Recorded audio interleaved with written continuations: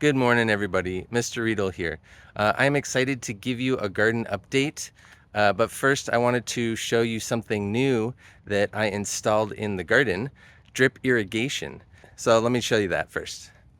I'm here in my backyard. You can see that this is what it looks like from this side of the fence. And this is the faucet in my backyard. This is the one that's closest to the side yard where I installed drip. And I got a generous gift for my birthday, money to install a drip irrigation system, and this is what it looks like from the beginning. I got a new attachment here, a 4 nozzle splitter here. They go to various things around my backyard, but this is the one that goes to the drip irrigation on the side. So this is always on, and I have a timer installed, and it's connected to my phone, which is awesome. And I got this system from dripdepot.com. They have great customer service, and they have lots of options and stuff. And I ordered one of the landscape kits, and this came along with it. So I just followed the videos online and installed it the way that they told me to. So once it turns on, it goes down here, down this tube, and around the corner, and it goes all the way down here. And then it goes under the fence right here, so you can see where it goes to the side yard right over here. So now I'm going across the street so you can see the entire garden. Now it was a little daunting to install drip irrigation because I'd never done it before, but I knew that I wanted to, and now that I had such a generous gift to be able to afford it, I just jumped in with 2 feet and I've tried to figure it out. I even took a picture of my side yard here, and I sketched out where the tubes were going to go and everything. So this is basically what I decided to do. This is where we just were in the backyard, and the main line is 1/2-inch tubing, and it comes out from under the fence right here. And I decided to go all along the top level. I knew that I needed to branch out and get to the rest of the garden. So right here you can see, well, you can kind of see where it splits off right here, and then it goes down to the second level. And then it keeps going over here, and then up here at the top, it splits off, and I'll just go up there. You can see the tube right here, and it goes along the fence on the top level, and because I have such a narrow walkway right here, I decided to make it go under the fence and then back out from under the fence here, and it splits off. This goes down here, and I actually just buried it, which I'm very pleased with how it turns out, because it was just an eyesore here laying on the top for the world to see. But I think it just looks much better when it's buried. Eventually I'll bury most of these tubes. So this tube runs here, and it goes down here, and it branches off, and you can see the tubing right here, right there, and it goes along this level over to those plants, and it goes down, and then there's tubing that goes down the first level too. And then this branches off, and then this goes to the front yard, and then I'll show you that when we go over there. Anyway, I'm really happy with the drip, and I've been learning a lot about the different types of emitters and everything, and eventually it'll be nice to bury all this so that I don't have to see everything, all the tubes. It's not very pretty looking, but it's really serving its purpose well. In fact, just the past couple days in Portland, it's been about 100 degrees, and so it has been very hot, and I've been very thankful to have the drip irrigation, because I didn't have to worry about the plants dying or anything, because I just pushed the button on my phone once in the morning and then once in the afternoon, and then they got plenty of water to drink during the hot days. So carefree, stress-free system here. And also, the way that I used to do it was I used to carry my 2 watering cans all the way from the front of the house all the way to the side here, and I would make 3 or 4 trips on hot days, maybe 5 trips with my watering cans, and it would just be hot and exhausting, and I would want to get up early in the morning, so I would do it before it's too hot. So this is just makes my life easier. It's definitely worth the money and installation labor that I put into it. So very grateful, very excited about it. The different types of emitters that I'm learning how to use. There's little button drippers here. Those are color coded and they drip based on how much water you want to give the plant. There's these, which are drip lines, which have little holes installed inside of the tube, and so this one happens to be every 12 inches. And then we have the sprinklers here. These are like micro sprinklers, and they just spray a little area like the ground cover here, which isn't looking too good. I'm not sure why. I think maybe I should have started watering it sooner, or maybe I'm watering it too much. So anyway, that's kind of what I'm learning now. How much is too much water, how much is not enough. So let's do a garden update. I didn't do one in July because July was busy, but right now it's middle of August and things are looking good. Next year, what I'm gonna do is, now that I know where I'm gonna run the tubing, I'm gonna like plant the plants next to the emitters so that I can like strategically locate where the water is going to be, and then this tubing is going to be buried. And so I think the strategy for planting, now that I know that I have drip, is going to be different next year. But because some things died, like this marigold died just because I didn't run drip to it, and I knew that was going to happen. But the things that are next to the water are looking really good. We got some beautiful marigolds here that have grown from seed, so they look really nice. I got these seeds from my friend Roxy. The begonias are growing. I think next year I'll plant them a little closer together so it looks kind of like a mass planting here. But they look good when they're next to water. The campanula rebloomed now that it started getting water again, so that looks really good. And I didn't install drip on these coreopsis immediately, but now that they are getting water, they're starting to bloom again. Like this one was looking really tired, but now it's perked up since I've run drip to it. So water definitely helps, of course. These guys get the most water, the Roseanne hardy geranium, and because it's full sun more than 8 hours a day, they definitely need a lot of water. The sedum's growing. This one's smaller than the one over there. Hopefully they'll bloom soon. The black-eyed Susans look great. Check those out. I love how they're intermingling with the red valerian, because the red valerian's still blooming, which is beautiful, and how they are mixing together. I just think that's so pretty. And I think I should have gotten water to these guys sooner in the season, which is why they're not as tall as they were last year. But that's okay. Next year they'll be all set. Blanket flower, we got a few new blooms. I've been deadheading it, but I think this one I might need to run a little bit more water to. So I might adjust the drip system a little bit. Dahlias are looking great. These guys keep blooming. It helps to have consistent water. I just cut these back. These were the daylilies. They were just looking brown and nasty, so I cut those back. Foxglove are all spent. So what I've done with some of these stalks is I've cut off some of them and I've sprinkled around some seeds in some areas where I wanted them to grow in the future. This was the last drip tube that I ran. I just ran it a few days ago, right before the 100-degree weather, and I think some of this coreopsis and some of these plants were looking not so good. The salvia, I would have expected more blooms from the salvia later in the summer, but I think it's because I didn't run water to it. This coreopsis looks great though. I've been trying to water that one, but that's a little baby plant. It's looking good.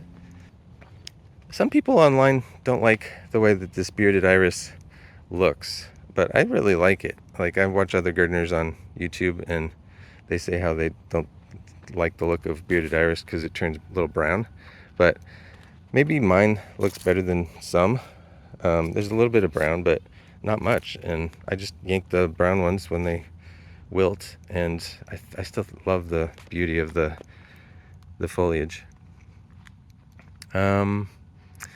These I started running water to, and they perked up a little bit more, so I think they will be better next year. Definitely, because they'd be more established. These, the Veronica, they've still got little blooms on them, but I think they'll be even better next year.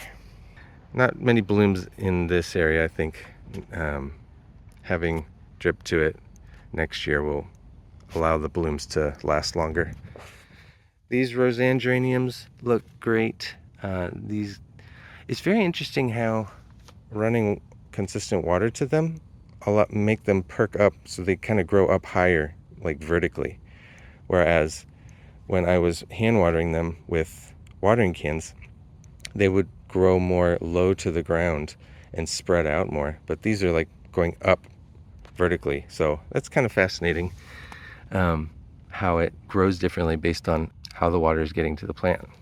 Up here we still have blooms for the dianthus, so those look pretty. I think they're kind of faded rather than a deeper, darker pink, because of the fact that I didn't get consistent water to it. So I think the drip will help those blooms. These crocosmia here didn't get consistent water, so that's why they're looking pretty shabby. The coneflowers look great though. They're a little past their prime now, but I got some pictures from earlier in the season. Like in July, they were looking fantastic. And I don't really know what to plant here. I ripped out the lemon balm, and I think I explained that in the last video. But yeah, I think I might either plant some more coneflower here or some more sedum or something, but I'm not sure. So open to ideas. The pink chintz thyme, the creeping thyme here, I just planted these earlier in the spring. These are looking great. They're blooming late in the summer. Those are just super pretty. And this one's surviving. I was afraid this one was gonna die here on the top of the hill here. So I'm happy about those. And I use these sprinklers, these little mini sprinklers, to spread the water all over the top of them each morning. But I'm a little worried that I'm watering them too much. I think maybe these are doing well because they're new plants. But like, look at this one. This one is a different ground cover, and I think it doesn't like all the water. So I'm not really sure. I think I might just go with pink chintz thyme, because this creeping thyme is doing really well, as opposed to other varieties that aren't doing well. So time will tell on that.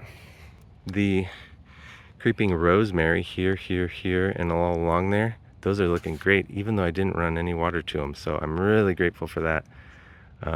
I spot water them from time to time.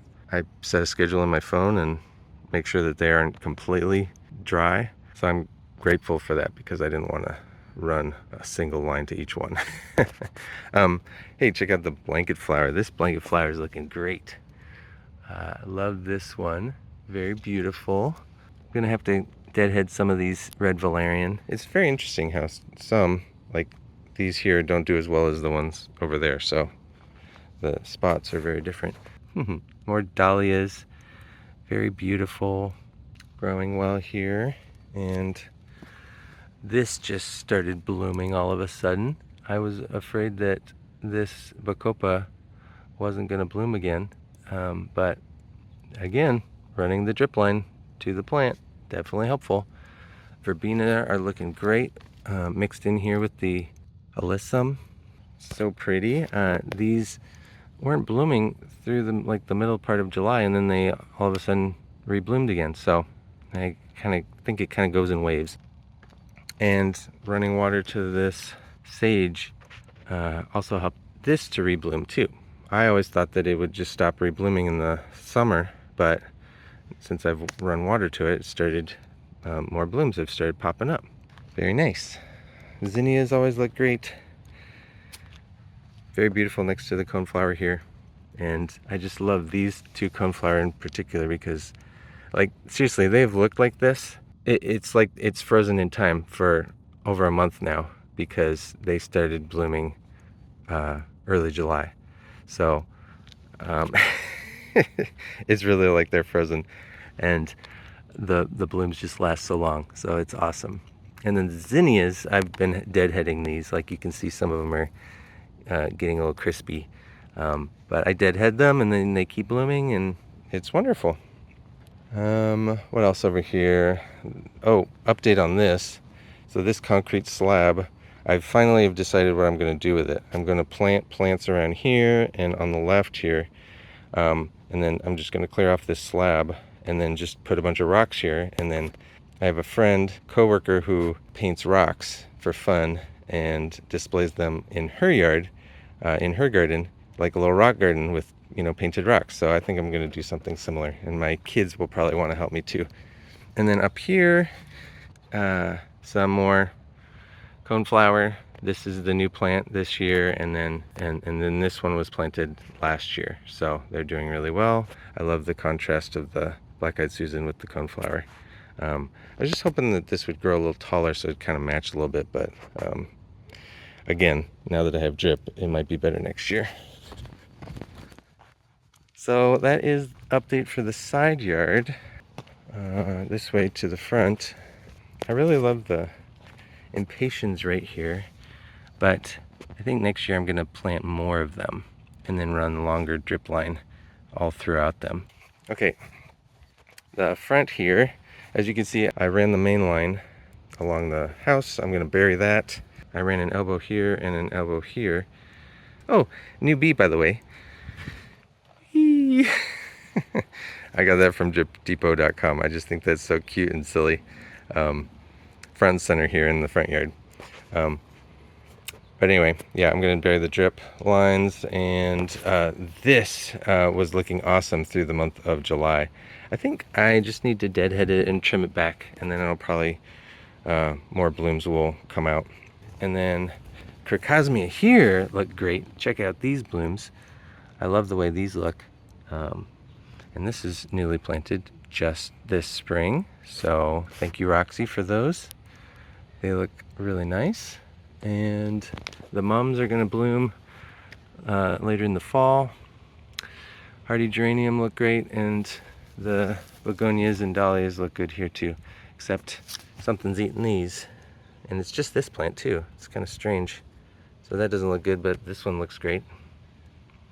Anyway, and then the calla lily did not bloom. I'm not surprised it didn't bloom. Hopefully it'll bloom next year. And then last but not least, here are the sweet peas. They look great. I think it's nearing the end for them. The leaves are starting to die, but look how tall it got. It got to the very top. Yay! It reached the top here. Just barely, but I think now, after doing this for a season, I think I'm gonna do better next year and amend the soil so that it is a little bit better. I think I'm gonna plant the seeds in the ground rather than start them inside, and see how that works next year. And then you can see the cosmos that are peeking their heads out, and I was planning on this was my intent, is to have the sweet peas bloom throughout the summer, and then I'll cut those back, and then the cosmos will have more late summer blooms. So yeah. Well, there you go, you guys. That's the mid-August update, and thanks for watching. Definitely grateful for drip irrigation. It's going to be another hot one today. I'm very thankful that I don't have to be out here in it during the times when my plants need it the most. Button pushing is so much nicer than you know, sweat and dirt and being out here in it, especially with school starting up in a few weeks. I am looking forward to being able to focus my time and energy on my new students, my new classes, and don't have to worry about this. So thanks again for watching. Have a good one.